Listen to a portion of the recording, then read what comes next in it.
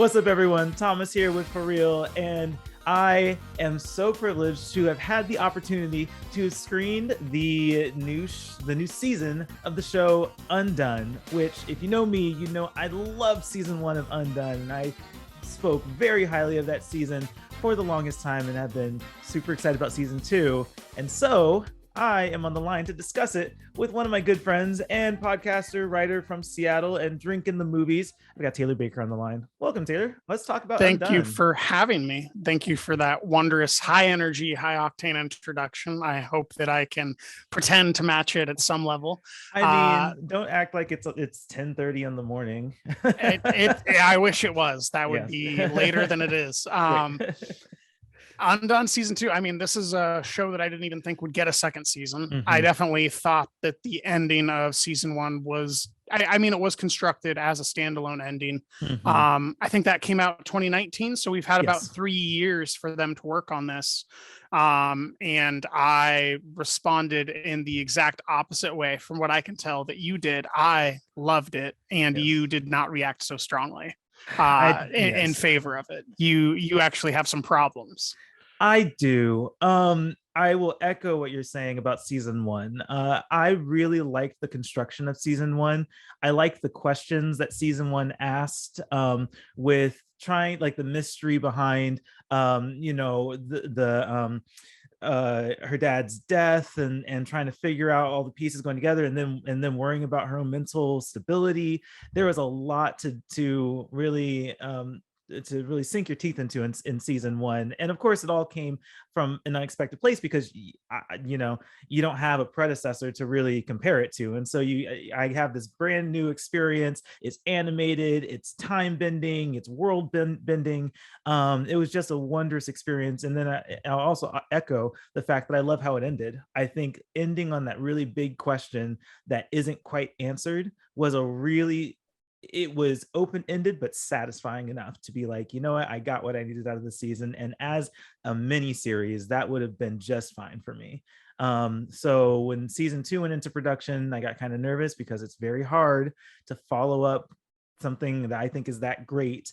And in this case, I think that the themes were in the right places, but I think the execution wasn't quite as taut as the first season. So The execution of what?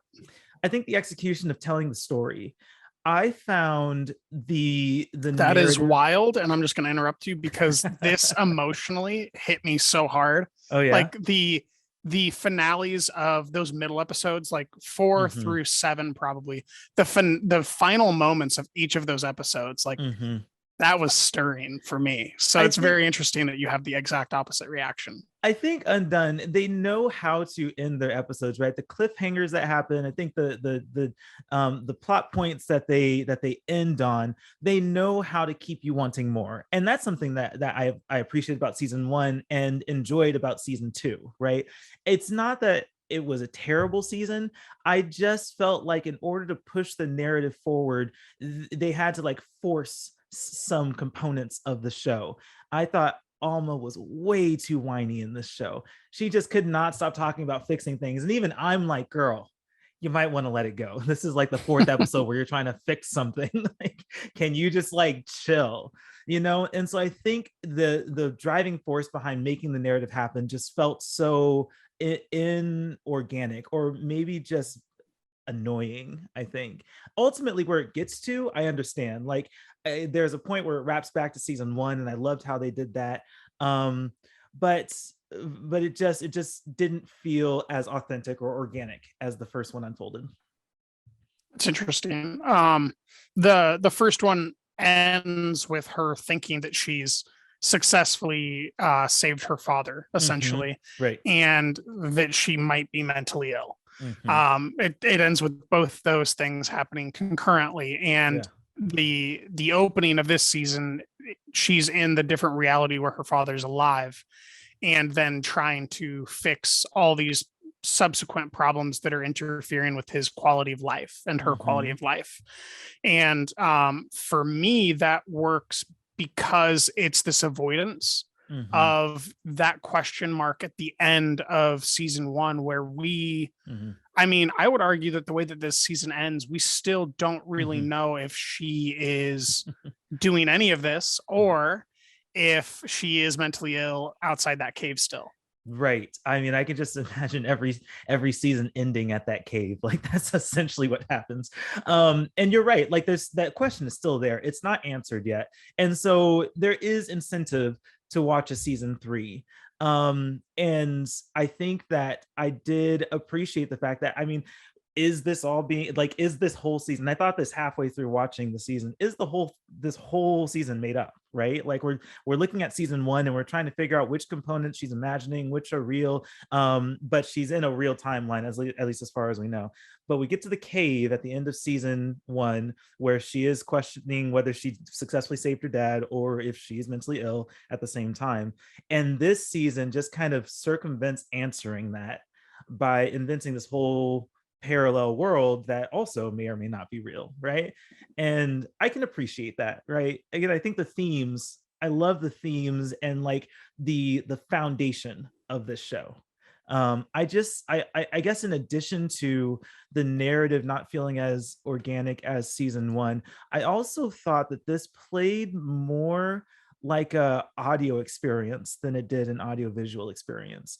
I found myself watching it thinking, this sounds like an auditory experience, the way they have to over explain things and the way they have to really like break down every little thing that's happening, and what people are thinking. It was a little I don't know, not pandering, but like over-explanatory, yeah.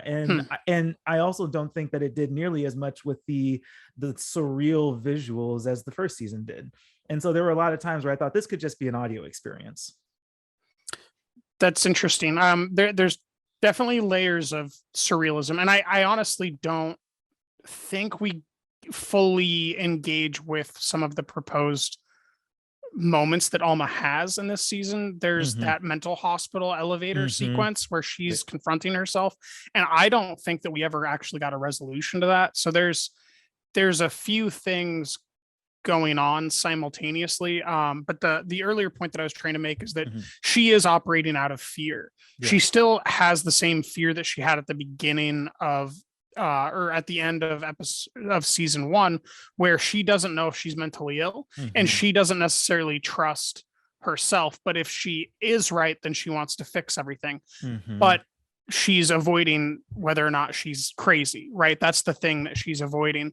So that was the way that I guess rationalized and had a totally different reaction than you to her always focusing on everyone else.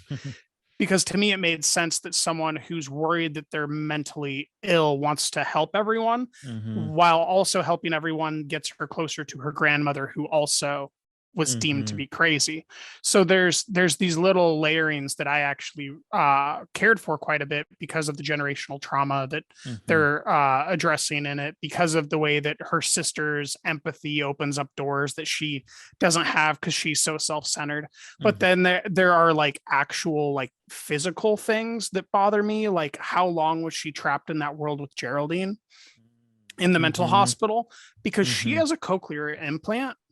And she was in like the 1950s or whatever, 1960s, when those didn't exist. Right. So like, how was it staying charged? How did they not notice it? Like there's certain logic questions that I had. Yeah. But I do think that the images for me worked. They went with a less mosaic, I guess, drug infused styling this season. And they went with more of a horror sequence. Especially in those probably final 4 episodes. Maybe the final episode goes back towards positivity, but when we're in the mental asylum and we're going through her grandmother's, whose name you are able to pronounce perfectly, is that right? Nope, I'm not even gonna try. Her grandmother, I think the name was something like Rochelle or Rochelle.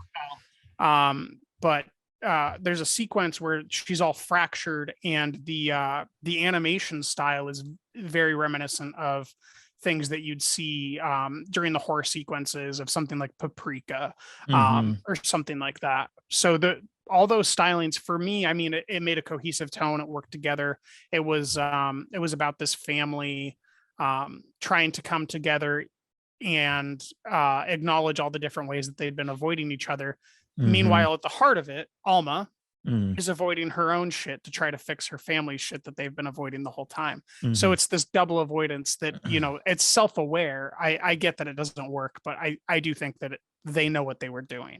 I think so too. And I do wish that I would have had that same level of connection to those themes as you did, because I recognize them. They're there. I mean, the door is referenced multiple times throughout this show. And even after the door is opened, like you're saying, there's a double. Well, there's multiple doors. Well, there's multiple. Yes, I'm sorry. Multiple. Everyone doors. has their own door, and then she has hers. Yes, yeah. Exactly. And she's asked multiple times what's behind her door, and you know, she thinks that she's gotten to it. And I really like on a like a therapeutic level, I guess, I love that they're trying to dig into layers of people's frames of mind, right? Even when you think you got to the root of something, there actually might be more that you're not even aware of, right? And so it kind of it lends itself to that. And I really wish that I could connect with those themes. I just think the story should have been smaller. I think I guess I don't know. You're saying that spanning like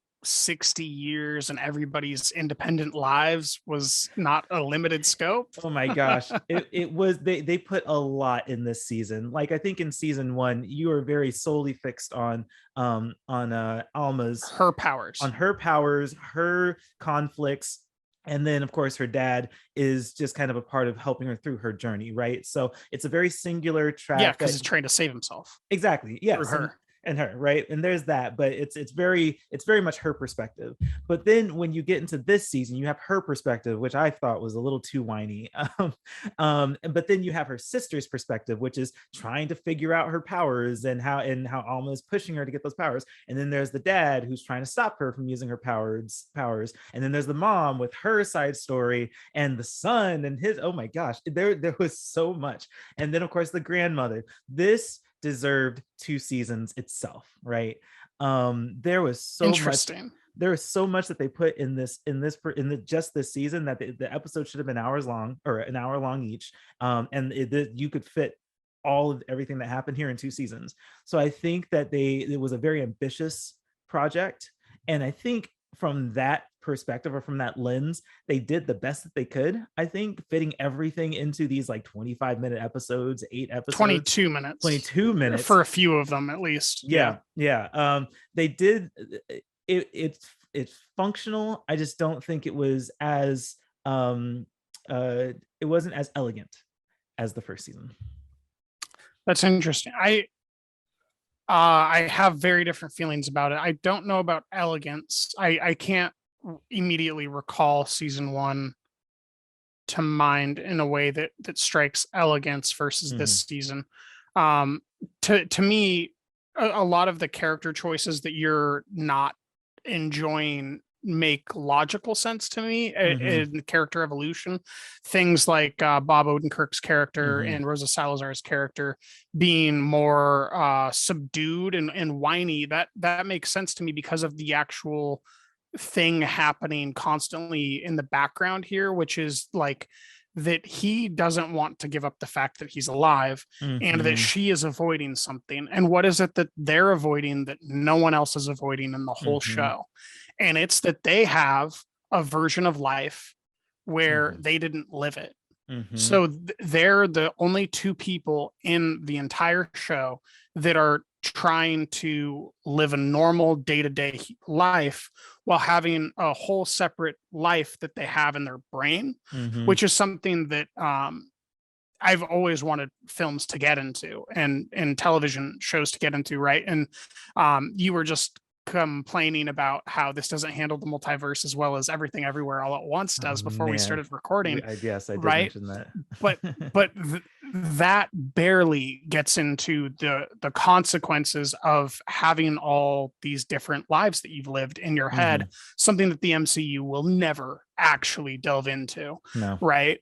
And so I like that we saw the actual characters change their exhibited behavior because they have these consequences in their mind. Like, you know, my dad killed himself and I'm the only reason he isn't dead right now.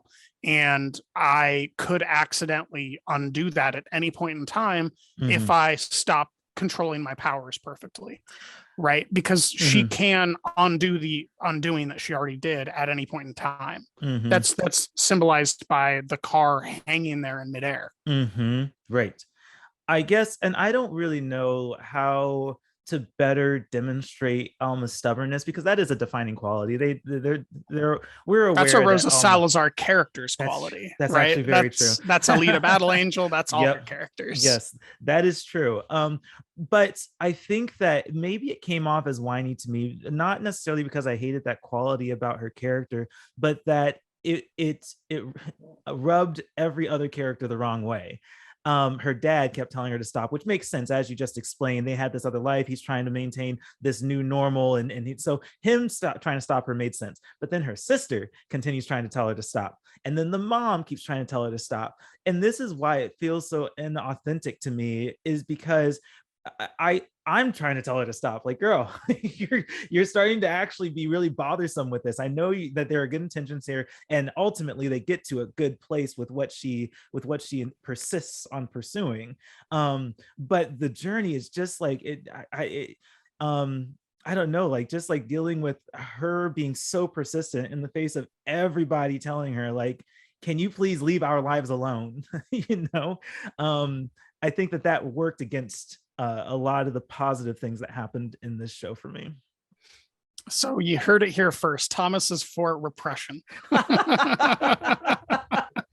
I guess not. Leave us alone. Let us continue avoiding our own problems. Yes. I mean, ultimately, if that's their choice, I mean, now we get into, you could get very philosophical about this, which is one of the things that is wonderful about this show, is that you and that's what the show does itself. Get philosophical. It's very philosophical, and you can have some great conversations based on this show, even outside of the context of the show. So I appreciate that, right? I guess I want to shower a lot of appreciation onto this show as a whole, right? I love season 1. I was underwhelmed by season 2, but the foundation that the show is built on, that is a very strong foundation that I still have faith in if they move on to a season 3, because they didn't end season 2 in a way that's like, we're going to do a season 3, like you could end here. And I like that, where they know where to stop the story, and not leave it so open-ended that we're disappointed that season 3 isn't going to happen if it doesn't, right? So I do like how they wrap it up, but yeah, the foundation the show is built on makes me want to watch it, even when I'm not being the biggest fan of it.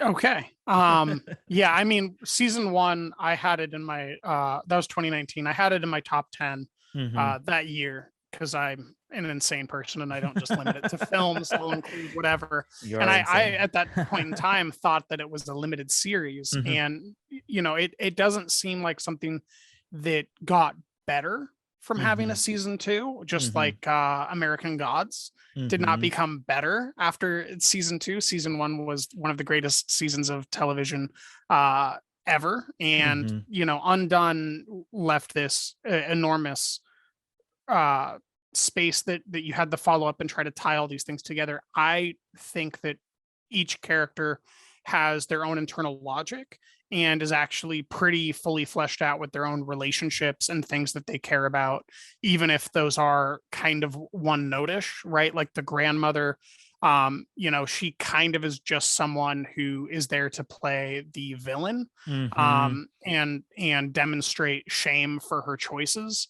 But you do get the sense that she does have her own life, which is not something that is easy to pull off in a rotoscoped, fully painted series. One thing that I did want to get to is something that was new information for me, but the creator of this show, I think he's the the co-creator of the show, Raphael Bob Waksberg. He's the guy that made BoJack Horseman. Yep, that is true. And just the idea that Netflix let him walk away over to Prime to put on this fantastic piece of visual art with his co-creator Kate Purdy is insane. And then the director for each of these episodes, which is I think the secret weapon of this entire TV show, that it is one singular visual voice demonstrating all these ideas, is Hisco Hulsing. And he had done shorts and segments previously, but he'd never done like a feature film or a television show before. So it's very interesting to see how quickly he was able to scale and repeat the same quality. I think whether or not you responded to the actual writing, the visual sequences were pretty on par throughout and very, very consistent. Even if you didn't like the artistic shift, it still looked good. I think maybe what I wanted was more of that world bending kind of, because I think that it has the time bending concept, and it brings the whole family kind of into the fold to be able to have their own powers, and it's almost turning into kind of a superhero kind of show, which, you know, was almost the case in the first season, like just kind of very closely riding next to this superhero line. But I think I really missed having the world bending and the spacey visual discrepancy, the cosmic stuff, right? I think that made the first season so good. And I guess the only reason that I bring up how much I like the visual component of it is because, you know, the year that season 1 of Undone came out, there was a movie that came out that's very, very similar in many ways, which was Wander Darkly. Do you remember seeing that one? I think it was at AFI Fest. Wander Darkly. It's a live action one, but it's another time bending kind of film, and I would have to go look up the credits. It's been a while since I've seen it, but it has a very similar kind of stringy score. It has time jumping between significant moments in life, and there were a lot of parallels that I drew between that show, like winding this mystery through time and space jumping, and then Undone coming out around the same time, or at least me watching both of those around the same time. And I think that they helped each other enhance my experiences with that kind of storytelling, which was awesome. And so to get to season 2 and then lose the quality that I liked in both of those projects when I happened to experience them at the same time was maybe that played into a little of my underwhelmment. Fondness and lack of fondness. Yes. So what did you think of the performers? The performers were good. I'm trying to figure out if what I didn't like about the performers was on the fault of the writing, or if the production was rushed, or if the production felt rushed. Because again, Rosa Salazar, I thought her character just I don't think it was written well enough. She just kind of came off as like super pushy, and I didn't really care about that. I also thought that her dad's character, remind me of his name again. Bob Odenkirk. Bob, yes, yeah. I don't want to say he phoned it in, but I felt like I knew this whole season he wasn't going to get to a season 3. His character was just really checked out. And again, was that the performance or was that the writing? Right. You thought he was checked out when he was trying to repeatedly almost kill himself to save his mother? I think that was one moment after 7 episodes of him trying to figure out how to not be in the show. I don't think that it was him trying to figure out how to not be in the show, right? Like they go to Mexico without him. He's just these episodes. Was it the performance or was it the writing, right? Like I think I liked all their performances in the first season because I thought the first season was a full investment into the vision, right? I think this was an aftermarket production of that same vision. and it didn't have the same impact, right? With the characters being so resistant, with Alma being so pushy, with so much of the narrative and plot points being so forced to happen, and then not even in a real or an understandable like time frame, because I think the hospital sequence definitely is a problem for me. That sequence doesn't make sense if you don't spend significant time there. And I think they were there for an episode, because that's really all that you have time for in an 8 episode series with all these storylines. So again, that kind of goes back to this season should have been hour-long episodes and maybe even a couple seasons. But yeah, I think I can't judge the performances all that well because I don't think I cared for the writing. At least not in this capacity. Now, if I was to turn the visuals off and just listen to it as an audio experience, I might have a totally different take on it, because I think as an audio experience, the writing is very nuanced in the way that it's trying to explain what's happening if you don't have the visual. So interesting. I think that I have a very different read of Bob Odenkirk specifically. That's possible. I think he does a very convincing job trying to contort his body to make us think that he's actually experiencing these things that he's not experiencing. I think that that's one of the things that he's very good at, is looking pained. Yeah, and you know, maybe you're right about that. I that sequence that you mentioned where he's trying to save his mom. I actually didn't like that sequence. I think again it was well, that really... says more about you than him. If you don't want someone to save their mother from it's not that I didn't want him to save the mother. It's just that again it felt too rushed. It felt too like, oh, this is a thing that needs to happen now.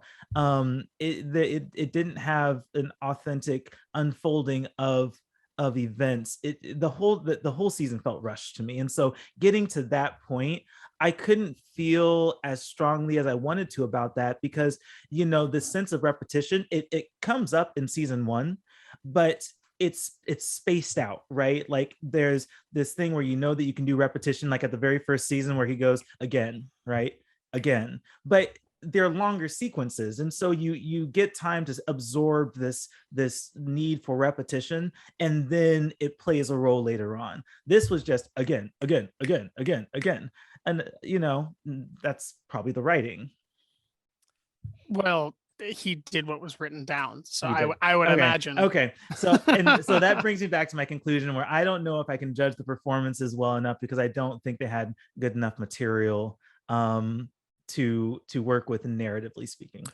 Right, but I'm just going to disagree with that, because at some level you still have to engage with the fact that they're largely acting in empty rooms. Like whether or not the writing's great or not, like they're convincing performers that are acting out as if these spaces do have these objects in them. And as much as you cannot like the dialogue or the choices that they're making, I think that the craft of acting, which is what they're doing, it is very well on display here for performers that are often in an empty room acting as if things are really there. Yeah, and maybe you're right. Maybe I wasn't, because I already accepted the type of acting that is being done in season 1, because I really loved how season 1 was done, and of course it was new back then, and so or at least new to this particular storyline, and so I appreciated the acting there. I don't think that they were given material here to build on that, right? And I know you mentioned the saving his mother sequence. I'm trying to think if there is another standout moment in this season. The confrontation at the son's house, probably. That's where all 5 of them are engaged in a dialogue. Yeah, that's right. I would also argue the kitchen where they're talking to their grandmother. That's also a pretty well scripted sequence, Yeah, whether or not you like what they're saying. Right. And you're probably right. I think that maybe I'm not assessing the acting here, because in season 1 you do have time and space to act around. And here there's a lot more And conversation happening. mind-boggling ideas for the very first time. Exactly, right. And so season maybe, 1 has a lot of Mhm. excitement going for it, whereas this is a lot of repression and trauma. Exactly. And so maybe that's why I wasn't as invested in the performances, because I already know the performances were good. Like I'm familiar with the fact that they can do this and that they are really good at doing this. And so then I started looking at, I guess I was more focused on like trying to keep up with the pace of the show and the annoyingness of Alma and the persistence and trying to follow where it's going. It does have a hook. I mean, it's certainly really good at keeping you engaged, and there's never a point in the show where I'm like, I'm really not feeling this anymore, or that episode wasn't all that great. Like I binged it, of course, because these are little bite size. They're like the tiny donuts. Don't eat a big donut, just eat a little box of little donuts, right? These bite size episodes are super easy to digest. And see that might change our viewing experience, because I didn't have a block of time where I could binge it. So I was watching this episode, and then it's like, man, I really want to know what happens next, but I have to wait because I have to do whatever, and then so I come back to it, and then I have to stop again. So I mean, the way that I thought about it, if these episodes are like 20 minutes long and there's 8 of them, it's like what, a 3.5 hour movie. Like, so shorter than watching normal people. Shorter than watching normal people. Shoot, shorter than watching the fucking Irishman. Right. One thing that came through for me, especially in this season, but I was starting to feel similar at the end of season 1, is Angelique Cabral's character, Becca, the sister. She really has a strong emotionality to the way that she physically performs. And she's the empath of the two sisters, and she can access these other family members pasts and travel through them. But it actually was believable. Like, she was actually a believable, empathetic character. I found great sincerity in her interactions with the brother. I'm forgetting the name of the brother now. Alejandro, right? When they're in Mexico and she's caring for this crying baby who's not actually there. That was super convincing to me. Like, that's one of the most emotional, resonant moments, I think, out of the entire show. Not just season 2, but season 1. So that's one of the things that worked the most for me. I do appreciate the evolution of Becca's character. I think she was my favorite character in the show because there was a sense of she was saying all the things that you wanted Alma to do. Yes, exactly. I think she was bothering everyone. I know, right? She was the voice of reason, right? And I think maybe too many times she caved to Alma's quips just to like push the story forward. But I do appreciate how reasonable and rational she was with her involvement in the story. Just this like grounding for the story and Alma in particular, not getting too carried away. Alma gets carried away and she's very persistent, but I think Becca, she puts her foot down and says, no, we shouldn't do that. At some point she might cave because the story has to move forward, but I like that voice of reason throughout the season and her increased involvement in Alma's endeavors. Look at that. We found common ground. We did. It's a miracle. Cue Unbreakable Kimmy Schmidt's theme song. Yeah, let's end on that positive note. Give me let's just wrap it up. General impressions. I don't know if you want to give like a star rating or like what was your overall summary of how you felt about the show? Yeah, this is gonna average about a 4-star for me. It's between that 76 and 84 range, probably more on the 76 to 80 part of that. I really was taken by the emotional narratives. I thought that what you call cliffhangers, what I would just call emotional beats at the end of these episodes, were really engaging. And it was like reading the end of a good chapter constantly, where it's just like, okay, I want to read this next chapter. And it's not giving me 1 hour of bullshit next. It's giving me exactly what the previous episode ended on, it's addressing that immediately, and only for 22 minutes before it gives me another preposition that I want to know the answer to. Mm-hmm. So yeah, I like it quite a bit. It's not as good as Undone season one, but Mm-hmm. few things in the history of television are. Yeah. So that's not an indictment. I think that people that liked or loved season one will respond positively to this. And I suspect, like in most things in life, Thomas, you are an outlier, and that many other people will like it more than you did. I will actually agree with that. That last part. I do think that I'm being a lot pickier about this because I was so enamored by the first season.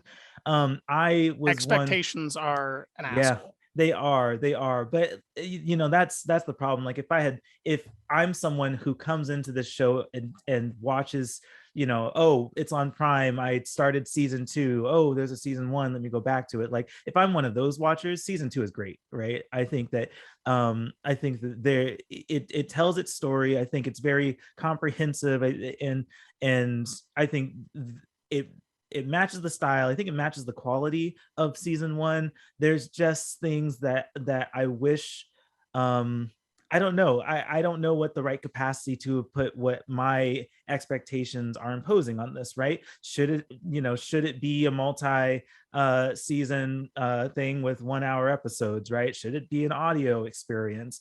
I think that any of those capacities it could have worked in and maybe even worked better for me. But that's just because, again, I love season 1 so much. And like you said, it's very hard to live up to that, especially when season 1 was originally written as a mini, or I presume it was written originally as a mini series and then happened to get a season 2. I believe so. But that's the thing with making this type of a show with such a limited budget and such Mhm.